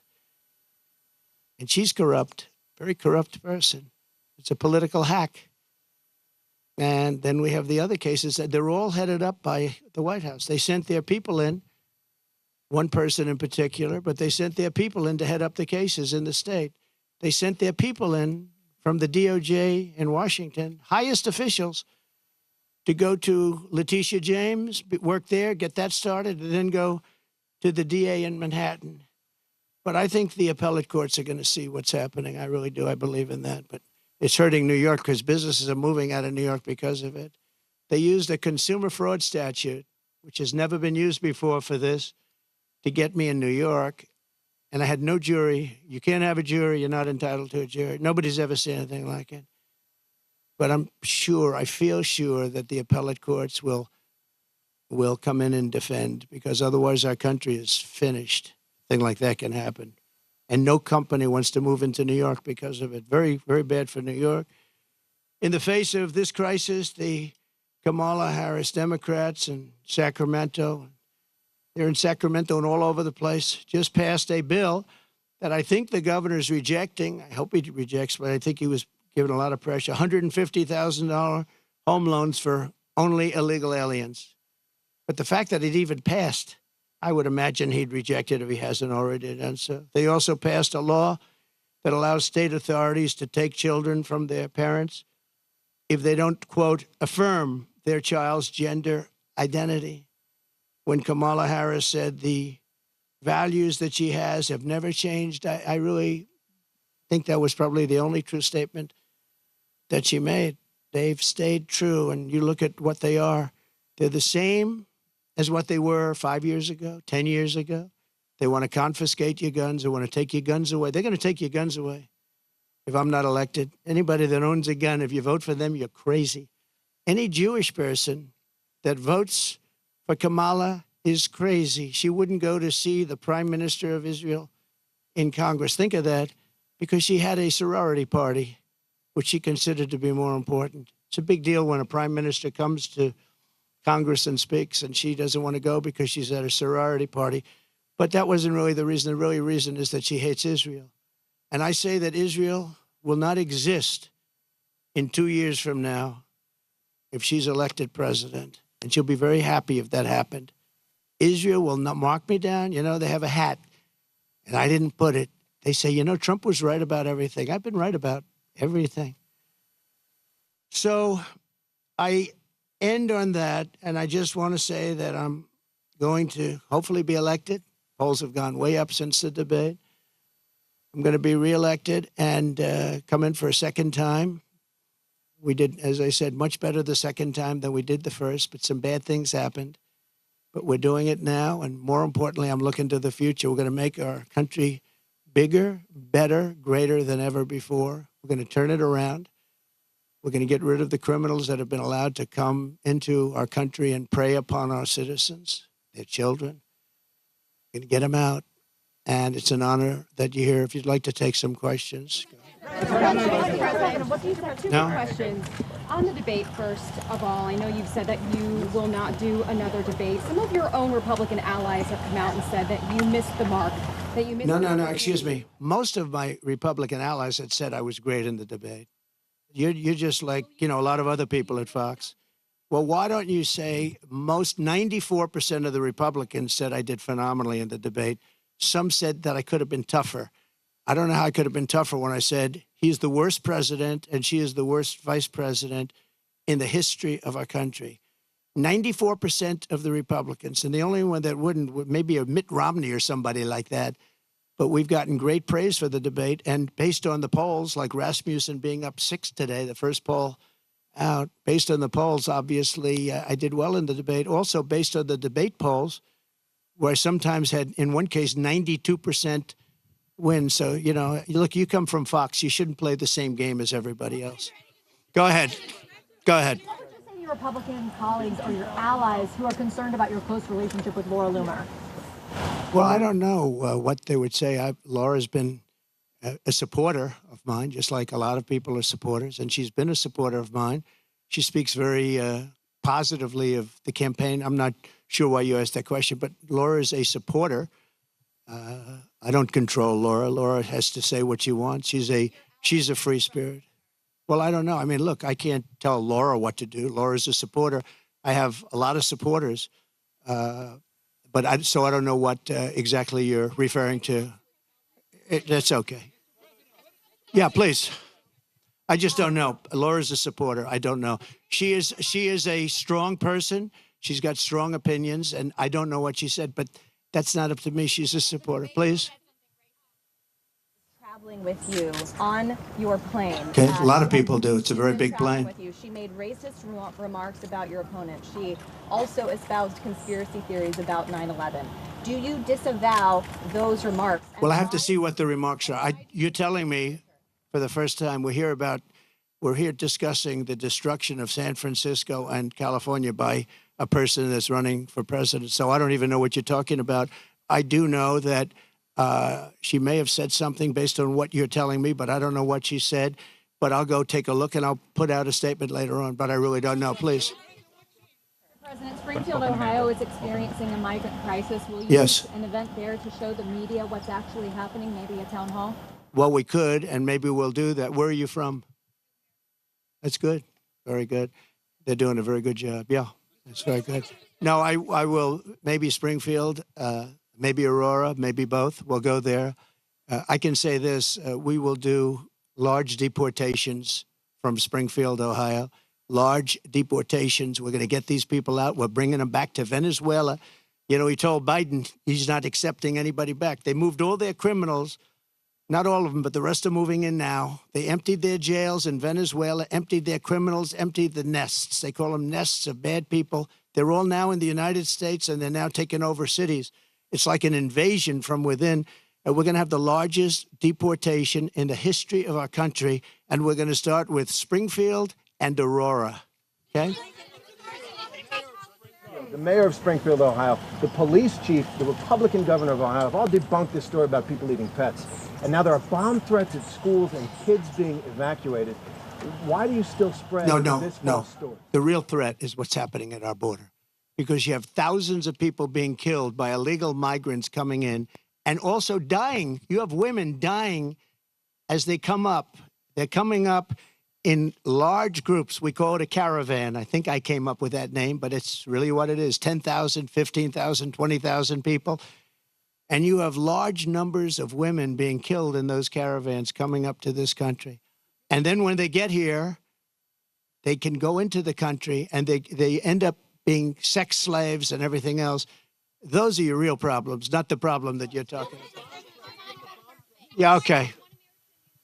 Question. So you just said that you'll carry out the largest mass deportation of illegal immigrants. How are you going to have, for example, Governor Gavin Newsom or officials in sanctuary cities comply with that? Well, you know, if you go to the people of California, they don't want to have sanctuary cities anymore. They're tired of sanctuary cities. Sanctuary cities are really blocks that protect bad people from deportation and other problems. And they're going to do it.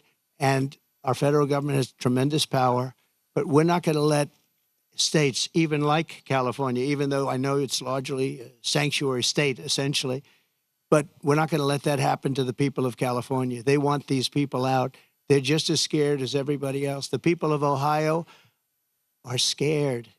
The people of Colorado, you have a governor there who's very weak. He doesn't know what to do. And he doesn't want to talk about it. A lot of it, as per your question, they don't want to talk about what's happening. They say it's so bad for the city. Let's not go public. Let's live with it for a little while. Maybe it'll go away. It's not going to go away. It's going to get worse. It's going to get so bad. You know what we're experiencing now is they're just getting settled in. There's 21 million people that have come in. They're just getting settled in. It's going to get much worse. It's going to get worse at a level like nobody's ever seen before. Go ahead. Follow-up question regarding the economy. We're seeing more and more companies are shipping their jobs overseas, but even for white-collar jobs, they're having problems with that. We've been seeing mass layoffs. How would you prevent these white-collar jobs from being used? By lowering taxes and regulations. And what they're doing is they're seeing that every time it looks like Kamala's doing well, companies want to leave. Stock markets go down. The stock market, there's a great gentleman, Scott Bessent, who is one of the top Wall Street people. He said the market's only up because they all think that Trump is going to get elected. We had a great stock market. Even with COVID, we ended up handing over a market that was higher than previous to COVID or the China virus coming in. No, we are going to make sure that the taxes are going to stay where they are and or come down, ideally come down, both for the middle class and for corporations, because corporations put the people to work. We had the best numbers in the history of our country, by far, not even close. And there are companies leaving because they cannot stand what's happening right now to our country. And one of the reasons I'm doing this today is to let them know you're not going to have to leave because we're going to take care of the problem. They have a tremendous crime problem. Like if you're in Los Angeles, look at the crime numbers. And then you have the FBI lying about the numbers, saying the numbers went down. But anybody with common sense know the numbers are through the roof. I didn't know they were as high as they are. But think of it. How good is a person from a government agency that would release the numbers when they saw that I was unfairly targeted by ABC, and you could say by the FBI with false numbers. So, I mean, I have great respect. I have to find out who that person is or who that group is, but I have great respect. Go ahead, one more. You okay? North Korea, Kim Jong-un, he just toured a uranium facility. The U.S. is saying that Iran is sending ballistic missiles to Russia. How, if reelected, how would you address the situation with our adversaries? I'll be able to make phone calls and solve most of the problems. I may actually have to meet a couple of times. But, you know, Viktor Orban, and you've heard me say this, but it wasn't long ago, he said the only way you're going to solve the world problem is Trump has to be president again. And I don't say it. I didn't say it. I sort of would be embarrassed to say it. But he said everybody was afraid of Trump. He said China was afraid. Russia was afraid. North Korea was afraid. Everybody was afraid. We had no wars. We defeated ISIS in 4 weeks. And they said it was going to take 5 years, right? The generals in Washington. I went there and met a great general and some great people. And I said, go to it. And he took them out in 4 weeks, 100% of the ISIS caliphate. I flew there. I flew to Iraq, to the field, and they took them out in a very short period of time, short order. We have a great military, but, you know, a great military needs a leader. If you don't have leaders, then you end up with Afghanistan, the worst withdrawal from a country in the history. Look, I've gotten to know great people. I went to Arlington at their request, and I stood, and I was with them for hours, and I stood with them. They did a ceremony, and then they asked me if I'd go down to the graves of their children. They called them their children, that they always will be their children. And there were tears all over, as there should be. And they said, sir, could you take pictures with me by the grave of my son, in one case, a daughter? And I said, I'd love to. And I took pictures with them for a while, and then I left, and that was it. And I got home, and I got a call from the people in the campaign. Sir, the Biden people are saying that you did this for publicity. If people knew how hard it was to get there, because I was coming from a location that was very far away, and yet they were having the ceremony, and I really felt, you know, I had them up to Bedminster, most of the family members, and I got to know them. They're great people. Their sons and daughter, just as though Kamala shot them with a pistol in her hand or his hand, they were killed by Biden and Kamala. They were killed. They should have never left from that airfield. They should have left for Bagram. We should have never given up Bagram. Bagram now is controlled by China. The reason we shouldn't have given it up was not because of Afghanistan. The reason we shouldn't have given it up, 1 hour away from where China makes its nuclear weapons, and I wasn't giving it up. We were getting out quickly and effectively. I'm the one that got the numbers down to less than 5,000 soldiers. But I would have never left unless they fulfilled their obligations under an agreement. I had a wonderful agreement, but the agreement said you have to do this, this, this. They didn't do 3 of the first 5 things, so therefore they would have done it. Abdul was the leader, and he wouldn't have done it, and he would have never done that to us. And just in finishing up with that, and I appreciate the question, actually, but in finishing up with that, for 18 months, spoke to Abdul over the phone. For 18 months, not one American soldier was shot or killed. Not one American soldier was even shot at. Abdul understood. Don't do it. I said, don't do it, Abdul. Don't do it. And for 18 months, not one soldier was even shot at. And that's the way it's supposed to be, right? And then they had that horrible situation with the 13 dead, leaving billions of dollars of equipment behind. and leaving a lot of Americans behind, a lot of Americans. And you know what else? Leaving a lot of soldiers badly wounded. Nobody ever talks about them, but I do. All right, Mr. President, let's talk about California. You are claiming that we need to do major changes in this state.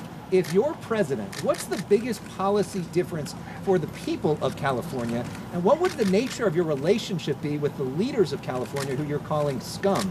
How do you get that? Well, I would have a great relationship with them. And what you have to do is start all over again. You cannot have these policies of high taxation. You can't have these policies of politics where you go after your politicians. You have to have an honest voting system because, you don't have an honest voting system. They send out millions and millions of ballots. They go all over the place. Some people get 2, 3, 4, 5. You have a very dishonest system over here. If I ran with an honest vote counter in California, I would win California.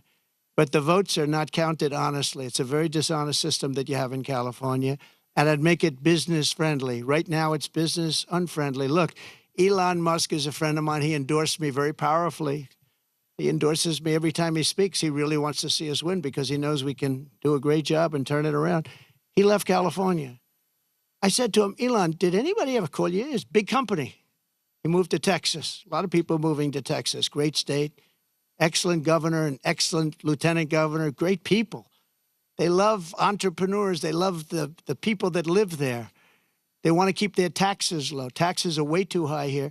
But I said to Elon, so you have a big company and you're moving it to Texas from California. Did anybody call you, like the governor, to try and get you to stay? No. Did anybody see you, write a letter, do anything to try and keep you to stay? You have thousands of jobs. He said, nobody ever called. There'd be so many things you could do. This would be the easiest place to turn around if they knew what to do. Look at it. I mean, look at the weather. We're standing out here on the Pacific Ocean in the most beautiful weather. A lot of states don't have weather like this. They don't have Pacific Oceans. So it's many things you could do, but you start with lowering taxes and making it friendly. But think of it, Elon Musk, a great guy, brilliant guy, big company, lots of jobs, leaving. Nobody even calls him to try and get him to stay. I would have been on him. I would have said, let's have lunch, let's have dinner, and then let's have breakfast the following morning, right? I would have tried to talk him out of it. Yeah, go ahead, please. What value do you feel that Laura Loomer brings to you? And has nobody told you about the conspiracy theories that she is promoting? No, I don't know that much about it. No, I don't. I know she's a big fan of the campaign, but I really don't know. I would say that, well, she brings a spirit to us that a lot of people have. We have very spirited people. And in all fairness to her, she hates seeing what's happened to the country, I guess. I mean, she hates seeing what's happened to the country. So do I. It's very sad. It's very sad when I have to stand out here on my property and say how bad California is. Did you have another one? Mr. President, getting back to some questions that matter to the people of California. There are a lot of folks here who feel like they are forgotten men and women. The state government doesn't seem to care, but you are coordinating with the local mayor. What can you do to help this community either now or when you get elected? Well, we're going to help them, and I told John, the local mayor, but I told John we're going to help him with his slide problem. You know, there are ways of fixing that. We discussed it. He knows better than anybody. And he needs help from the federal government. He needs help from the state government. And it's a very wealthy area, but you also have people living here that are elderly and have fixed incomes and have houses that are going to be, you know, shoved into the Pacific Ocean if something's not done. And he wants it taken care of. He's a great mayor. He wants it taken care of. He wants nothing for himself. He just wants to help these people. And John, I think you said you have about 600 houses on the site that's sliding. And he'd like to be able to save those houses for people, that some of which will never be able to have a house again. You know, it's pretty sad. Media shares are down about 75% from their peak in March. Your lockdown provision ends soon. Will you sell your shares? No, I'm not selling. No, I love it. I mean, I use it as a method of getting out my word. You know, when it opened, it went way high, but then the SEC gave us nothing but problems. We had to go through a long process with the SEC. But people think that I'm leaving. That's why they're down, because if I leave, you know, it's different if I leave. But I'm not leaving. I love it. I think it's great. Mechanically, it works the best. And again, I'm friendly with Elon, and Elon would love me to come over to X, but I just, I have close to 100 million people on X. I had 230 million people on X, and then they shut me down, and I said, I'm not going to let that happen again. You know that. I had hundreds of millions of people on X and Facebook and Instagram, I think more than anybody. Zuckerberg told me at the White House, he said, congratulations, you're #1 on Facebook. This is a number of years ago. And then all of a sudden I went from being #1 to having no voice. And after about 2 or 3 weeks, because I have a lot to say, I put out old-fashioned press statements, like a press statement. And they got really successful, and they did very well. And then we built this platform. And the reason I built it is because I don't want to have my voice shut down. But a lot of people think that I'll sell my shares. They're worth billions of dollars, but I don't want to sell my shares. I'm not going to sell my shares. I don't need money. And it is for me, it's a great voice. It's a great voice. And it's a voice, it works so well. And we just won, as you know, we got final approval from the SEC. It took us a long time. And that really turned it off. When I originally opened that stock, it went from about 2 to about 182. Did you know that? It was the biggest increase in the history of the stock market. I believe, I have to say I believe, because you're going to find one company, maybe more, who knows. But I believe it was the single biggest movement. And I think I was worth $61 billion from that one stock.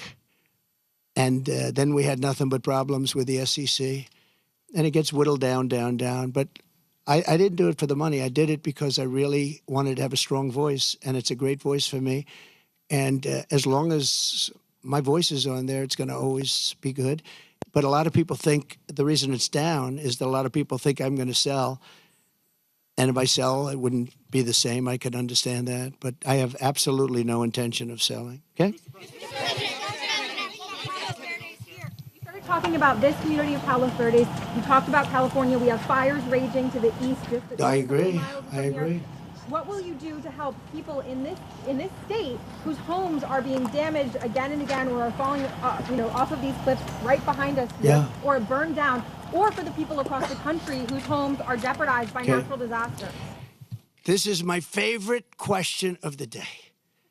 You're asking me what would I do for. Let's talk California first. Is that okay? Do you mind?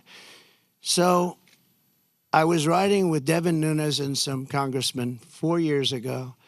I was riding up north in California, and I looked at these fields. They were massive. I was telling John, right? It's my favorite question. I love that somebody would ask me this question, and I never told you to do it, right? Who are you with? Good. Spectrum. It's good. New, hot, right? It's hot. It's doing well, but that's because you ask good questions. So what happened, I'm saying why I look at this field, and it's massive, and in the middle of the field is a little spot of the most green, plush land you've ever seen. I said, and then I'd see another one, these little plots, like 1 and 2 acres, and you'd have 1,000 acres that's barren and dead and dark. And I said, what's the problem here? What is that green acreage? The soil is unbelievably fertile, but they have no water. I said, so do you have a drought? No, we don't have a drought. We have the water is cut off upstate, up in the north. You know that? And the water, in order to protect a certain little tiny fish called a smelt, they send millions and millions of gallons of water out to the Pacific Ocean, way up north. Never even gets close to here. And in Los Angeles and Beverly Hills, all these rich areas, they want to give you like 38 gallons of water to use. You buy a house for a lot of money, and then you're allowed to use 38 gallons of water. But you have no water down here. And the reason you have no water, you have the canals. The reason you have no water is because Gavin Newsom didn't want to do it. I had it all done. I had the Department of Commerce at the time. Believe it or not, they're the ones that rule on this particular issue. So you have millions of gallons of water pouring down from the north with the snow caps in Canada and all pouring down. And they have essentially a very large faucet. And you turn the faucet, and it takes 1 day to turn it. It's massive. It's as big as the wall of that building right there behind you. And you turn that, and all of that water goes aimlessly into the Pacific. And if they turned it back, all of that water would come right down here and right into Los Angeles. They wouldn't have to have people not use more than 30 gallons and 32 gallons. They want to do that, you know, they're trying to do that. And you have so much water, and all those fields that are right now barren, the farmers would have all the water they needed. And you could revert water up into the hills where you have all the dead forests, where the forests are so brittle, because no place is like California. I go to Austria. The head of Austria tells me, you know, we have trees that are much more flammable than what you have in California. We never have forest fires because they maintain their forests. And you have all that water that could be used to, as water, what they call water flow, where the where the land would be damp. And you'd stop many of these horrible fires that are costing billions and billions of dollars by the federal government, et cetera. So one thing I'm going to do for California, vote for me, California. I'm going to give you safety. I'm going to give you a great border. And I'm going to give you more water than almost anybody has. And the farmers up north are going to be able to use 100% of their land, not 1% of their land. And the water is going to come all the way down to Los Angeles. And you're going to have more water than you ever saw. And the smelt is not making it anyway. In fact, they make and grow smelt because it dies all the way up and down the line, and they put stuff that was artificially made. You know that. So you're going to have water in California at a level that you've never seen before. The farmers are going to do great. Those fields are going to be all green instead of 1% green. And maybe even more important, you're not going to have illegal immigrants pouring into your country and killing your family. You're not going to have the problems that you have right now. We're going to lower your taxes. We're going to bring the car industry back because your car industry is gone. We're bringing it back to Detroit at levels that you'll never see again. We'll bring it back to better than it was 30 years ago. But with this group, everything is dead. The automobile industry is dead. The water coming here is dead. And Gavin Newsom is going to sign those papers. And if he doesn't sign those papers, we won't give him money to put out all his fires. And if we don't give him the money to put out his fires, he's got problems. He's a lousy governor. And he treated me very nicely, and I treated him very nicely when I was president. But he's done a lousy job. But there's a case. I said, Gavin, will you sign? It took him like a month and a half or 2 months, and then he decided for political reasons. And then we got hit with COVID, and we had to solve another problem. But you're going to have so much money, Mr. Mayor. You're going to have so much money from economic activity and growth. And you're going to have water like you never thought. Now, in your case, maybe you don't want so much water. But we'll bypass your beautiful area. But we have tremendous amounts, millions of gallons of water that's shoved right into the Pacific Ocean where it doesn't make a dent. And all of that water is going to take care of California. And nobody can make a bigger promise than that. You're not going to have to do desalinization plants, which a lot of people want to do. Very expensive to do, but it's better than the alternative of no water. So California, vote for Trump. And you're going to have water, and you're going to have growth, and you're going to have prosperity. And all those people that are leaving are going to really come back. Thank you very much. Thank you. Thank you. Mr. President, this morning, tens of Steve Garvey. Why not? Why have you not endorsed Steve Garvey? All right, folks, as we see the former president walking off from the podium, a beautiful venue there, Rancho Palos Verdes. I used to work in Rancho Palos Verdes. It is beautiful. They had a lot of really hot weather over the past week or so. It finally cooled off. They still have those problems with mudslides and that sort of thing that they're dealing with in Palos Verdes and Rancho Palos Verdes. But an interesting thing